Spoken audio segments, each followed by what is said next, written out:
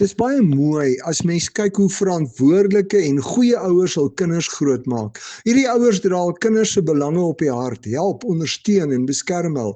Hulle oorlaai hulle kinders met liefde en sal alles moontlik doen om hul kinders vir die lewe voor te berei deur hulle te leer van 'n lewe saam met God. Ongelukkig is daar ook baie swak en onverantwoordelike ouers wat hul kinders mishandel en verwaarloos. Die kinders kry nie ondersteuning en liefde nie, net afbreekende woorde en dade, en die voorbeeld van die ouers help nie die kinders nie.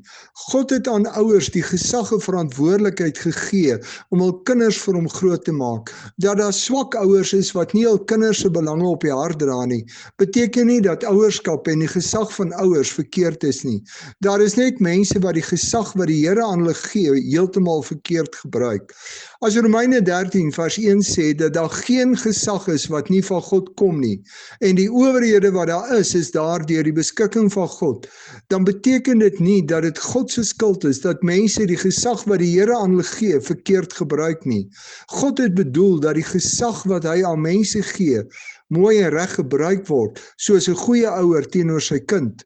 Daar is beslis regerings en mense wat die gesag wat die Here aan hulle gee, nie gebruik soos God dit bedoel het nie.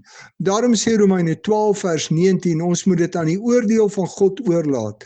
God self sal van hierdie mense rekenskap vra oor wat hulle doen met die gesag wat hy aan hulle toevertrou het.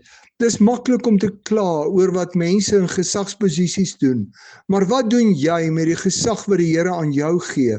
Hoe behandel jy jou kinders, hulle wat vir jou werk en vir wie jy verantwoordelik is? Gebruik jy jou gesag soos die Here bedoel het jy dit moet gebruik?